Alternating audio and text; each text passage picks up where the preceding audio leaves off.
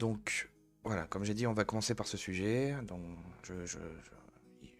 il y a eu donc le sujet de la mort de Axel, le meurtre de Axel.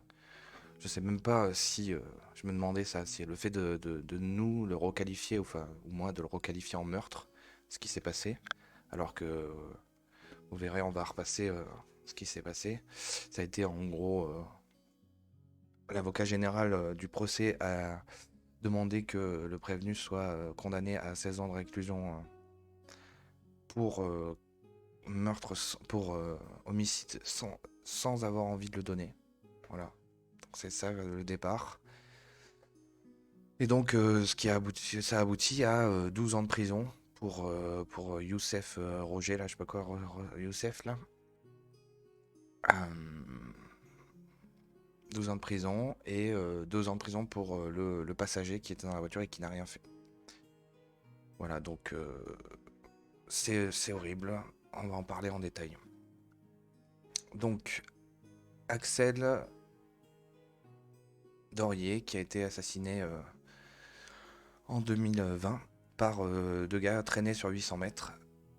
Euh, donc, ce que je vais faire, c'est qu'au début, je voulais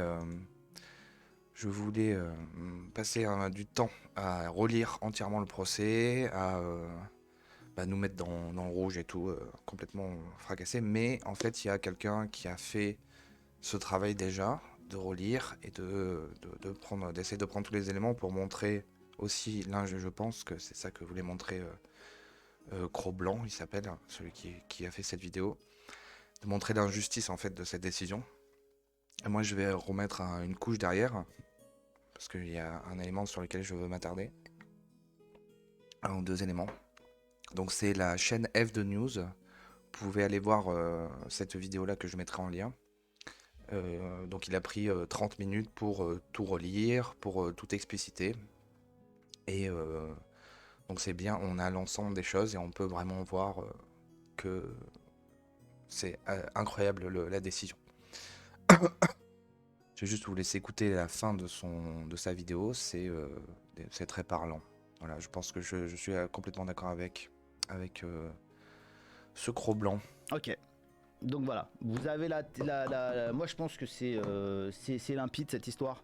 En tout cas, bah, nos filles peuvent se faire tuer contre quelques années de prison. On trouvera toujours toutes les excuses. Voilà, et si ça avait été le contraire, si ça avait été le contraire, si ça avait été des gens de droite affirmés qui avaient écrasé des Maghrébins, je peux vous dire que non, là, personne ne trouvera aucune excuse et voilà, et ils auraient pris la totale là. Bon, Voilà, donc il a tout à fait raison. Euh, c'est exactement ce qui se serait passé, effectivement, si ça avait été le contraire, si ça avait été même des gens, même des blancs. Hein. Je pense qu'il n'y a pas besoin qu'ils soient de droite, mais effectivement, si on avait réussi à. Parce qu'ils ont essayé de faire ça pendant le procès, de démontrer que c'était des gens de droite. Il y a plein de gens sur internet qui disent que c'est normal parce que c'est des gens de droite. Vous voyez, vous allez voir différents tweets. Mais effectivement, si il y avait eu c'est ça le truc, c'est que quand il a dit ça, qu'il y avait Cro-Blanc, et ben moi je pensais tout de suite au fait que effectivement ça serait le cas et ce serait presque normal. Par contre, c'est pas normal la décision qui a été prise pour les deux racailles qui ont tué cette pauvre jeune fille infirmière, aide-soignante pardon je crois. Euh, mais ça aurait été normal hein, s'il y avait eu meurtre, parce que c'est un meurtre qu'il y a eu, meurtre, meurtre avec de l'envie de tuer. Voilà, c'est ça qui s'est passé. Donc c'est 30 ans de réclusion normalement, 30 ans de peine. Et donc nous, on aurait trouvé ça normal, dans le camp enfin, des gens normaux, quoi. C'est exactement comme le mec qui avait attaqué les Turcs, là, lui, il aurait jamais dû être dehors, en fait. Voilà. Donc en fait, en gros, c'est une injustice totale. Il y a aussi le fait qu'à un moment, Cro-Blanc, dans sa vidéo, dit non mais en fait il ironise, il a raison pour essayer de montrer à quel point c'est ubuesque en disant vous pensez que c'est des racailles qui avaient un peu un problème dans leur tête et tout ça et qui ont tué la personne comme qui ont tué cette jeune fille et tout ça. Non non, c'est juste que c'était des nazis, machin tout ça. Il a fait tout un truc humoristique dessus. Mais le truc qu'il dit au départ, c'est que on pense que c'est des gens qui ont un problème dans leur tête. Non, Moi, je pense que c'est vraiment de la haine anti-blanc, de la haine anti-français. Et donc, la barbarie n'a plus de limite, en fait. Et donc, ils nous tuent, ils nous massacrent. Ils massacrent nos filles. Et c'est voulu, c'est souhaité, vraiment. Vraiment. Voilà. Donc, il y avait ça que je voulais dire. Donc, par exemple, Damien Rieu a dit: on en a marre que nos enfants soient assassinés, vous comprenez, on n'en peut plus. Axel Dorier. Et là, il y a lui, là, Kamil Abderrahman, qui a dit: les enfants de racistes, c'est pas grave si on les tue. Style, c'est ça qu'il dit, quoi. Cette saloperie là. Donc, on va aller voir. Donc voilà, c'est un mec qui se dit journaliste.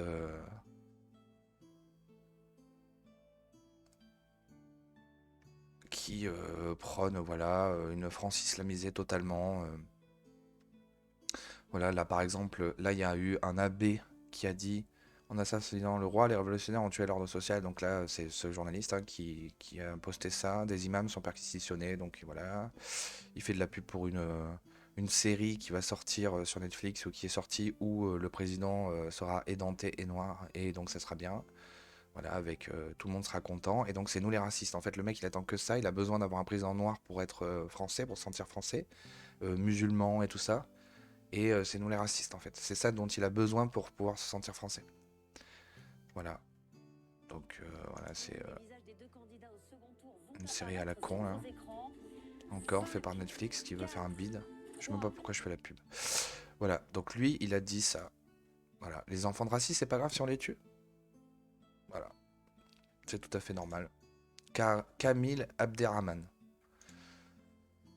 Voilà, voilà. Donc c'est tout à fait parfait. C'est toujours pareil. Voilà. Et donc moi je voulais m'attarder sur un élément particulier qui me rend fou en fait. C'est donc à propos de l'histoire le- la décision de justice, donc la fin du procès. Je vais m'attarder sur ce sujet, sur la peine qui a été choisie, qui a été décidée apparemment par un juré, un ensemble de jurés, un juré populaire. Bon, j'ai pas vraiment les détails, mais peu importe, c'est pas peu importe, parce que moi je veux revenir sur ce point, sur qu'est-ce qui a été mis à l'ordre du jour par l'avocat général, c'est-à-dire quelle décision il réclamait pour ce crime au départ, et donc quelle orientation le procès a pris. Donc affaire Axel Dorier. Donc là, on remonte un peu. Donc Lyon Mag, hein, un magazine apparemment de grosse saloperie, puisque ils ont tout de suite partagé la fin du procès. Axel Dorier, salut nazi, machin, tout ça, du gars, alors qu'il a du frère, là, soi-disant, il y a un salut nazi. Il n'y a pas du tout fait de salut nazi, a priori. Là, on avait les infos. Mais voilà, ils orientent en mode c'est des nazis, c'est pas grave si c'est que 12 ans de prison. Voilà. Donc là, ils avaient fait au tout début, là, c'était le 23 décembre, juste avant le début du procès. Affaire Axel Dorier, le conducteur sera bien jugé pour violence avec arme ayant entraîné la mort sans intention de la donner. Donc déjà, le titre, on comprend rien, quoi. Je suis désolé, mais on comprend pas. Tac, et donc... Merde. Ah, putain.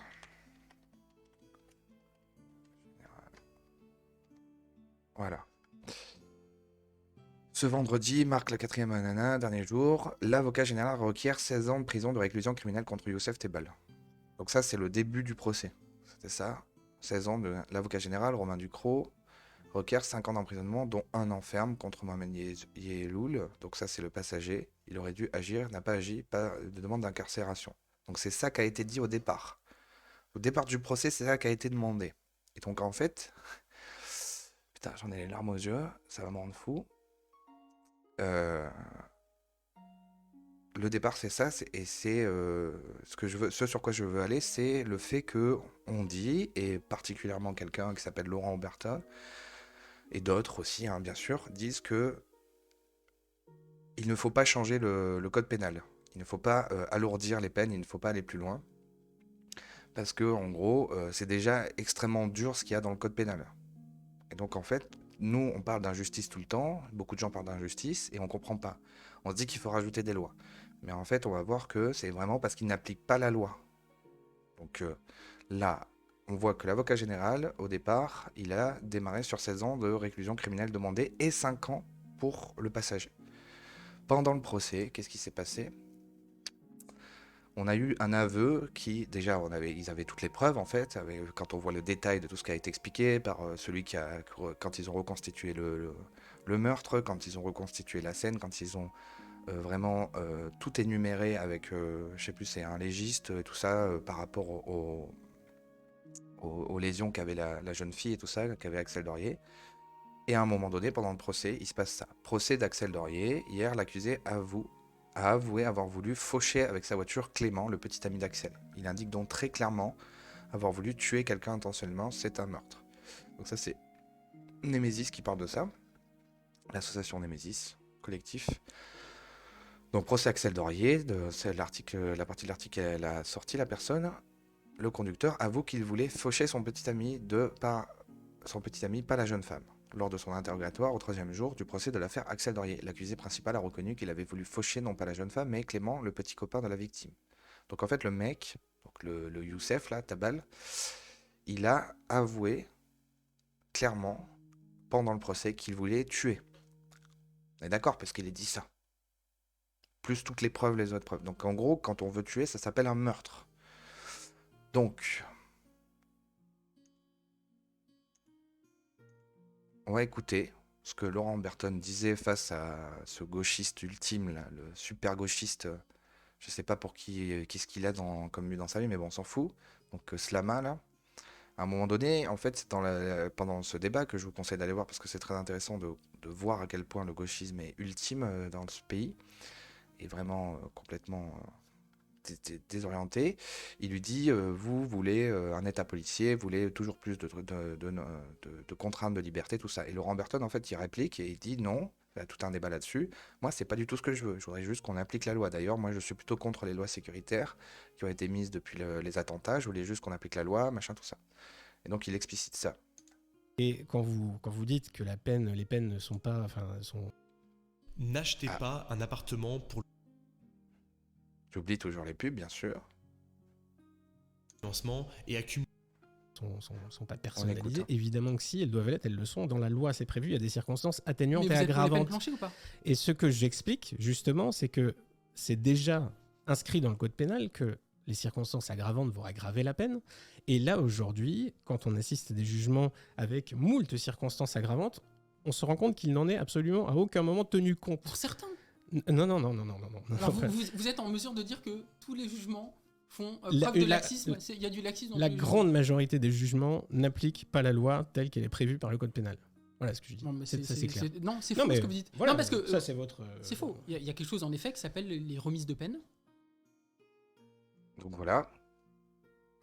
Alors, je sais plus s'il explique. Ah non, mais C'est ça, c'est encore autre chose. Non, mais parce je que vous c'est- parle même pas de l'application des peines. Là, Parce je vous que parle je- simplement des jugements prononcés. Alors, l'application des peines, on peut en parler si vous voulez. Les 15 000 personnes aujourd'hui qui sont condamnées à une peine de prison ferme ne sont pas en prison. Ils ont un bracelet à la cheville, ils ont un pointage à faire au commissariat, etc. Et on appelle ça de la prison ferme. Et ça, c'est aussi par rapport aux victimes un énorme manque de respect, d'humanité, de tout ce qu'on veut, de dire votre agresseur va aller en prison et en réalité on ne l'y envoie pas.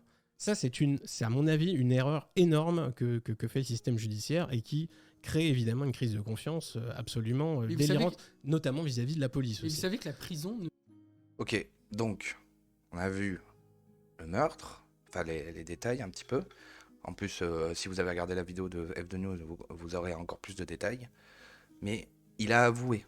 Il a avoué qu'il voulait pas, il a avoué qu'il voulait écraser Clément, le copain de la fille. Donc en fait, c'est la fille qui a pris le copain d'Axel. Et voilà. Donc, qu'est-ce que dit le code pénal ? Le fait de donner volontairement la mort à autrui constitue un meurtre. Il est puni de 30 ans de réclusion criminelle. Voilà. Et l'avocat général a demandé 16 ans. Donc j'aimerais qu'on m'explique. Et en plus, 12 ans ont été choisis. Et en plus, il va y avoir les remises de peine, au fur et à mesure.